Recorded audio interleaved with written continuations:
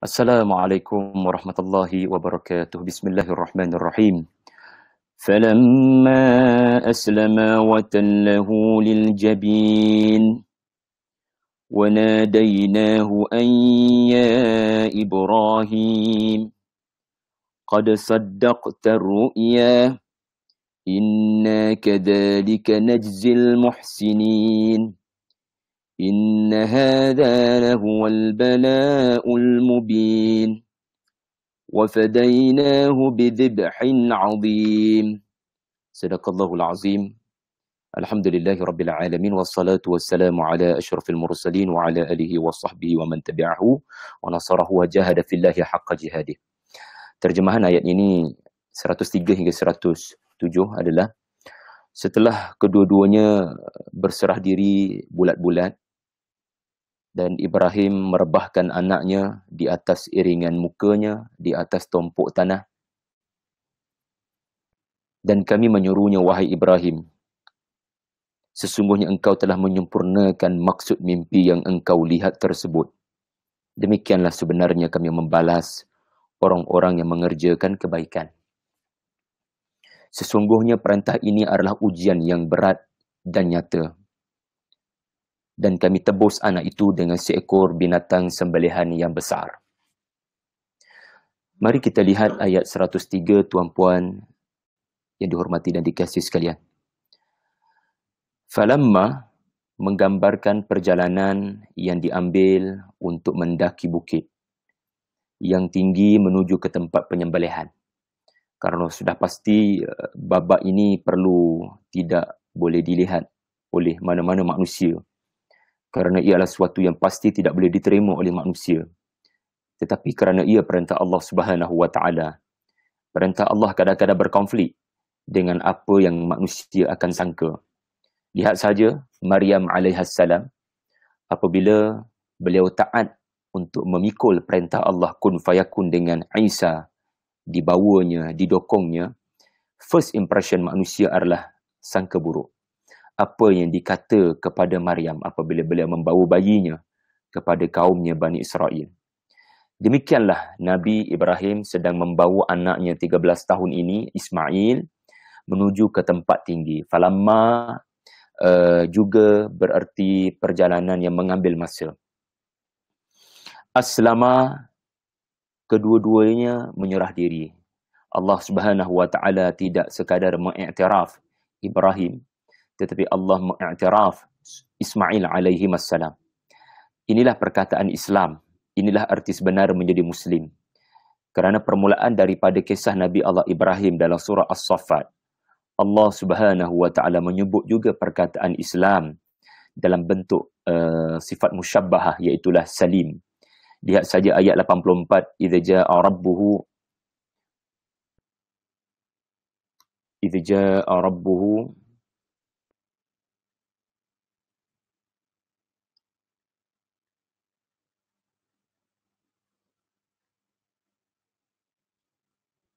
إذ جاء ربه بقلب سليم إذ جاء ربه بقلب سليم, iaitulah ayat 84. Jadi apabila Allah Subhanahu wa taala menyebut Nabi Allah Ibrahim sebagai seseorang yang ja'a, sanggup datang dengan apa jua keberatan, tetapi beliau mempunyai qalbun salim, hati yang sejahtera daripada sebarang penyakit dan keraguan. Maka apabila ayat 84 itu mengiktiraf kualiti yang ada kepada Nabi Allah Ibrahim, maka di penghujung kisah Nabi Ibrahim ini Allah menyebut kualiti yang ada kepada beliau dan telah dipindahkan kepada anaknya juga, iaitulah Ismail alaihissalam. Tuan-tuan, inilah yang disebut oleh Syekh Salah Abdul Fattah Al-Khalidi. Hadha huwa al-Islam fi haqiqatihi wa ruhihi wa ghayatihi. Inilah arti sebenar menjadi Muslim. Setiap Muslim perlu memberi perhatian kepada babak yang Allah Subhanahu wa taala merakamkan kedua-duanya dengan perkataan menjadi Muslim. Tidak berpada Muslim hanya pada penampilan dan tindakan. Muslim yang sebenar adalah pada qalbun salim. Muslim yang sebenar adalah apa yang kita rasai di dalam hati. Adakah kita sebenarnya mentaati Allah dalam arti kata yang sebenar? Dan apa yang akan anda saksikan ini adalah babak yang sangat getir dan kritikal. di mana apabila mereka berdua di dalam perjalanan, apabila perjalanan itu panjang untuk naik ke atas, di sinilah ya para alim ulama mufassirun kita menakalkan riwayat yang wallahu alam tidak diketahui sejauh mana kebenarannya, tetapi ia boleh menjadi sebahagian daripada tadabbur, iaitu kita cuba bayangkan situasi perjalanan yang mengambil masa untuk naik ke atas gunung, untuk naik ke atas bukit. Ya, masih ingat tak Nabi Ibrahim dalam surah Al-Baqarah? Nabi Ibrahim diperintahkan Allah untuk meletakkan daging-daging burung yang telah disembelih di atas gunung atau menyembelih burung-burung ini di atas gunung. Wallahu a'lam.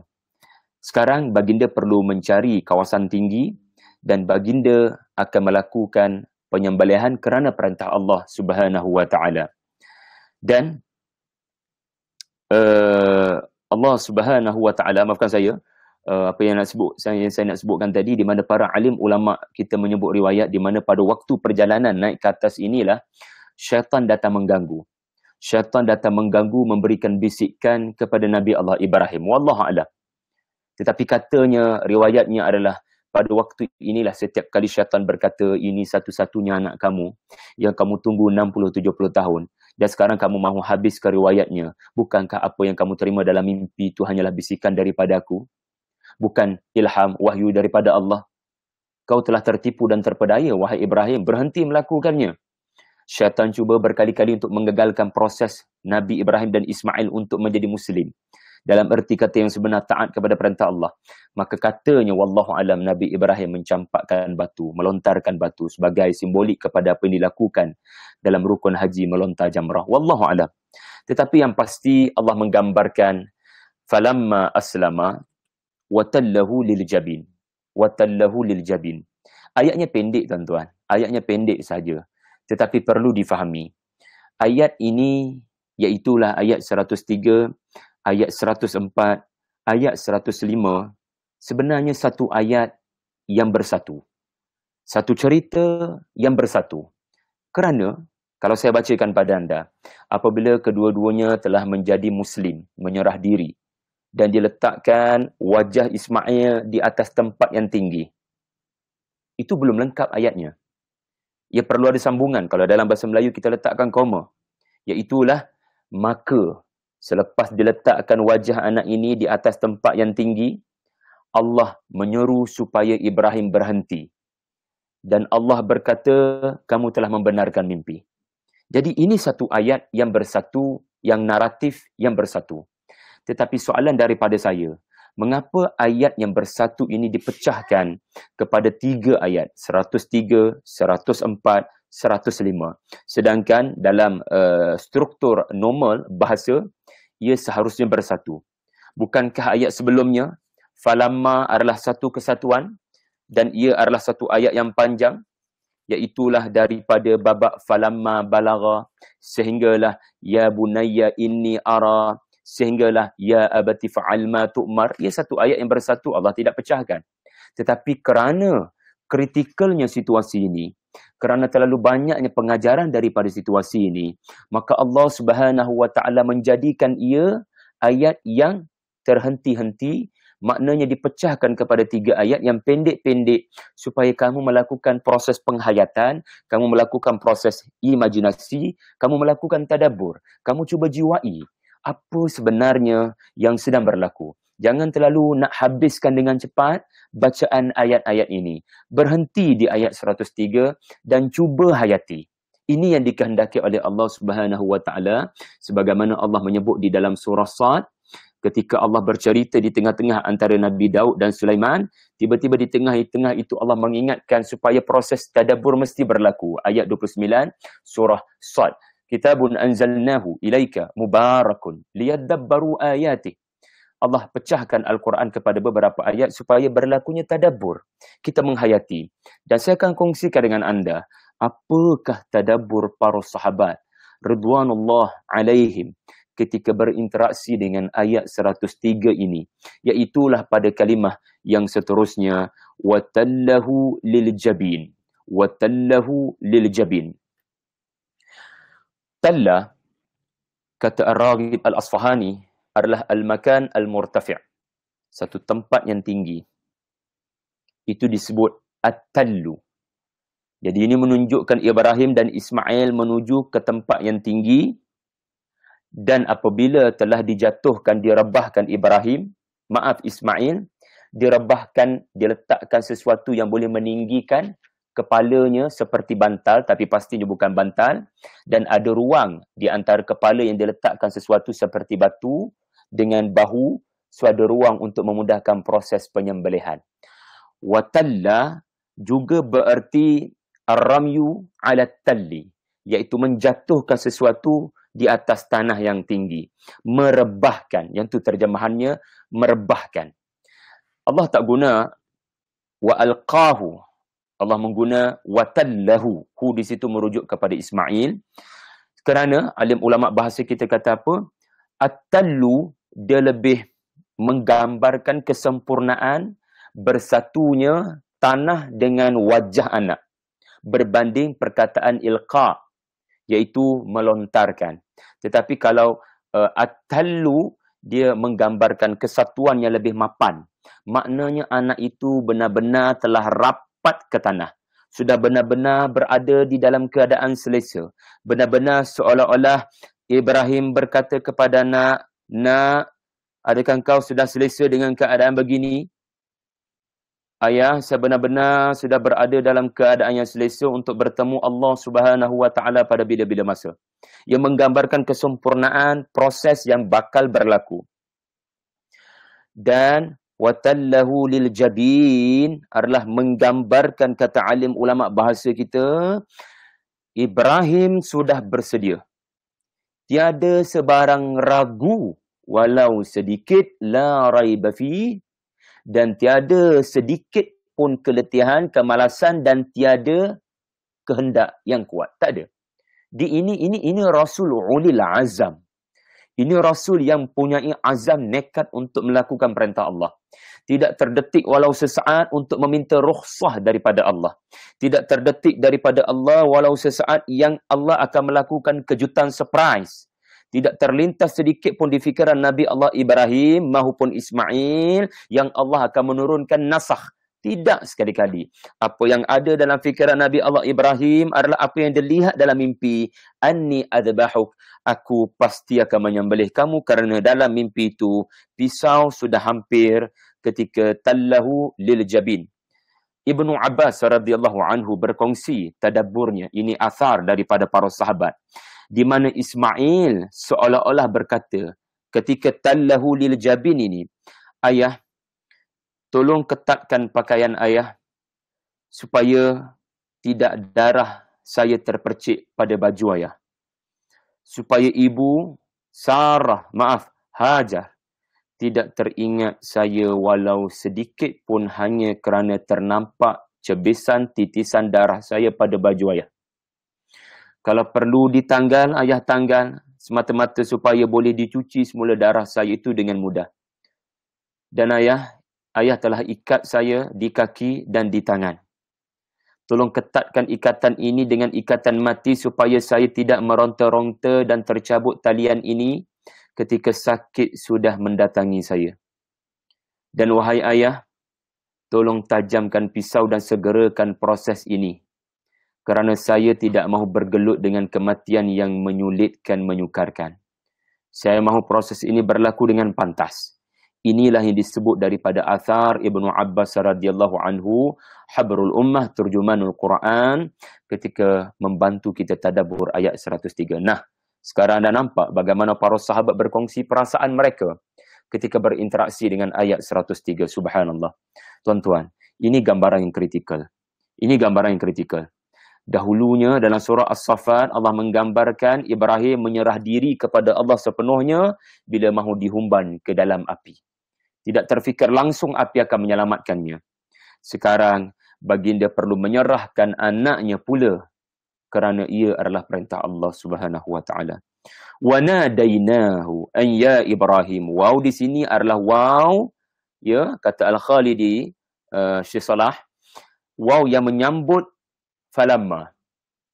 Maknanya, ketika pisau tu nak sampai, waw serentak bermakna Allah berfirman. Masa pisau tu nak sampai, Allah berfirman. Bukan pisau tu dah sampai, baru Allah berfirman.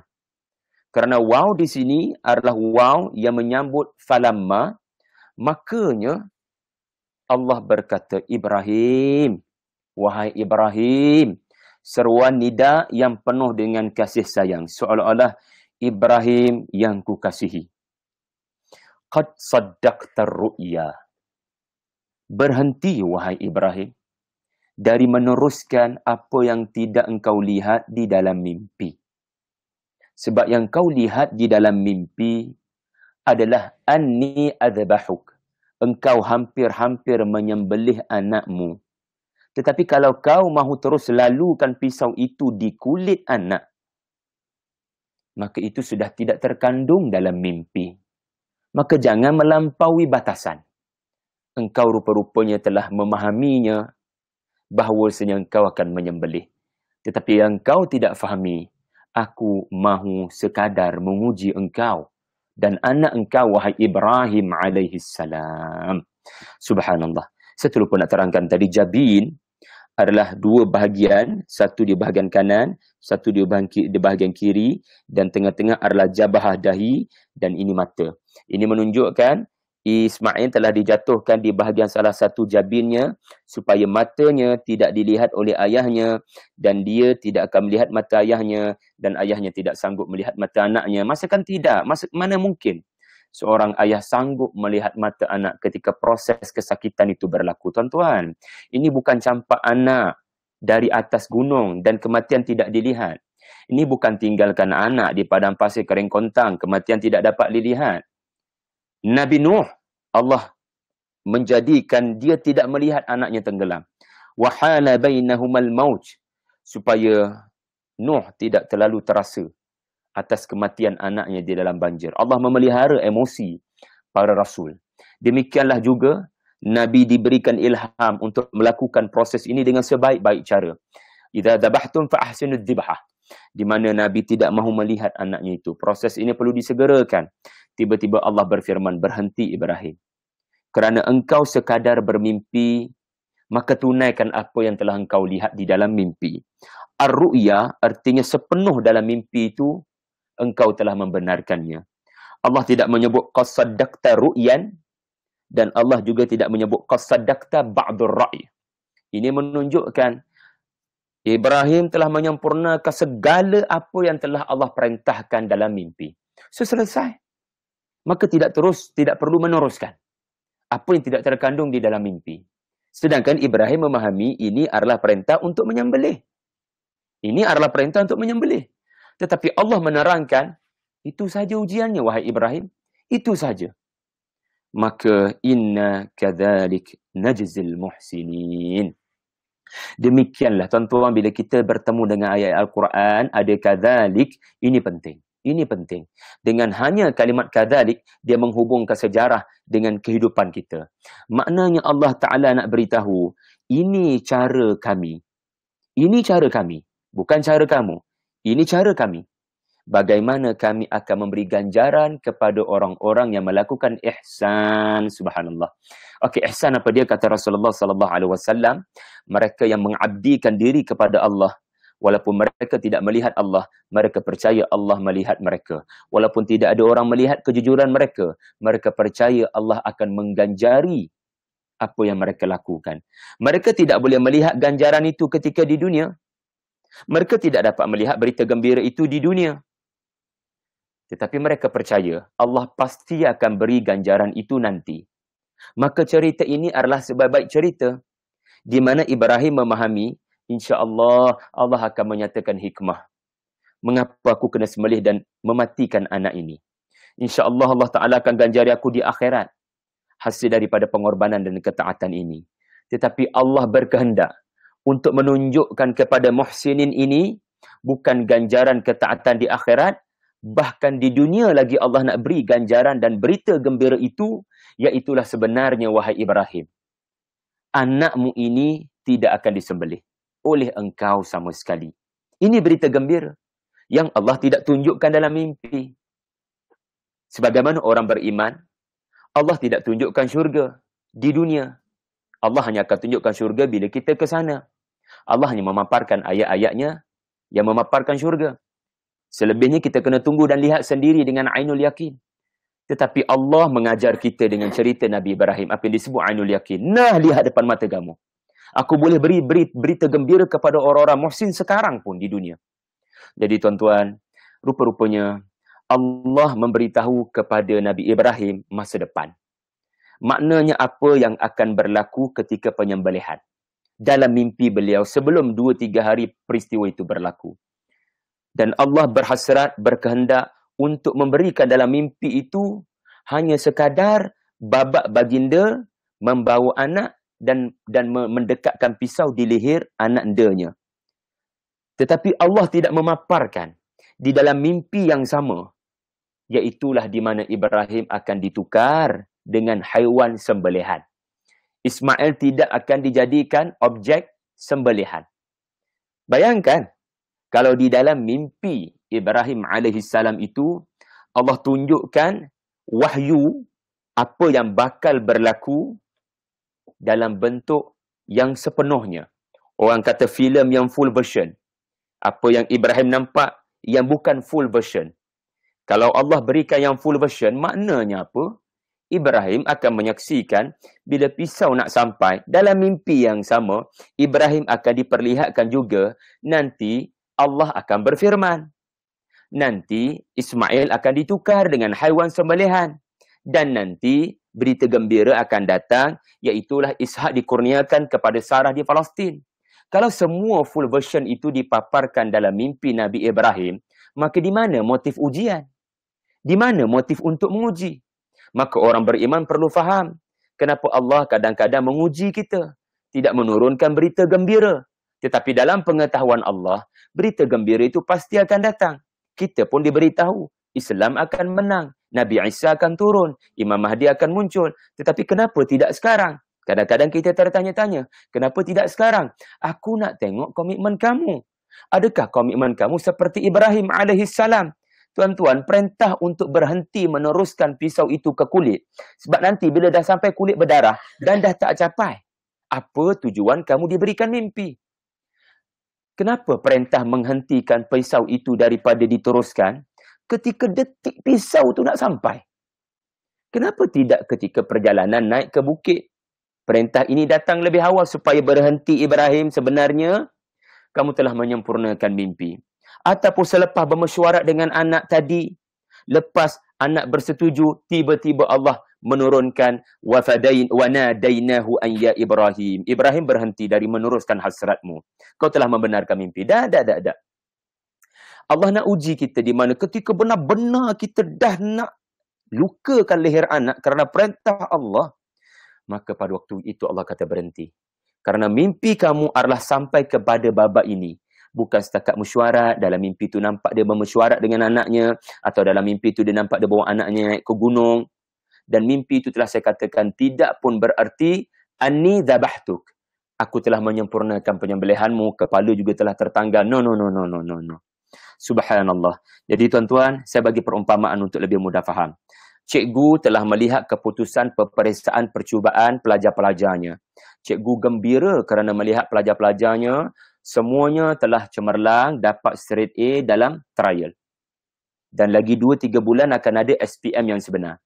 Apa sifat cikgu murabi yang bagus? Cikgu murabi yang bagus, kemungkinan dia akan buat hal. Dia akan buat hal macam mana tuan-tuan? Anak-anak tanya, mana keputusan kami cikgu? Cikgu tak bagi keputusan tu. Cikgu kata, cikgu minta maaf, cikgu tak boleh bagi keputusan. Sebab keputusan kamu agak mencabar bagi pihak sekolah. Cikgu menggunakan bahasa agak mencabar. Cikgu tak menipu. Tetapi cikgu kata agak mencabar. Cikgu minta maaf, cikgu tak dibagi. So, pelajar menganggap mereka gagal.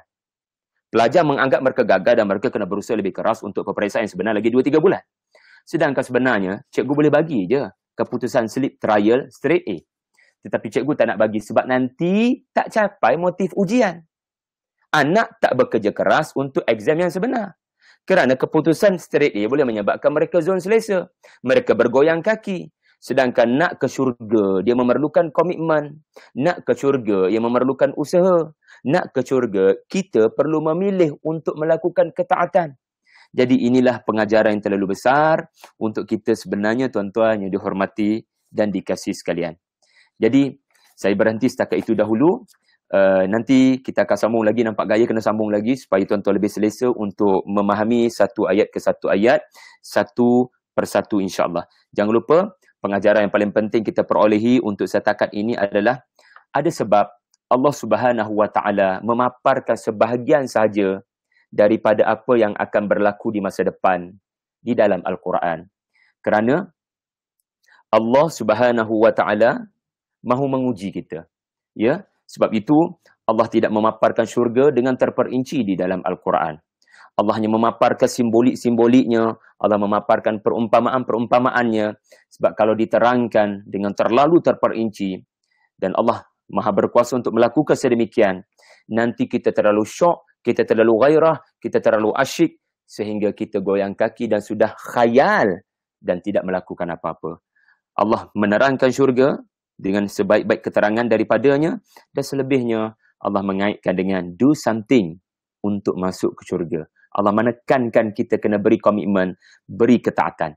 Inilah tuan-tuan pengajaran daripada babak ayat 103 hingga ayat ke 105. Alhamdulillah. Assalamualaikum warahmatullahi wabarakatuh.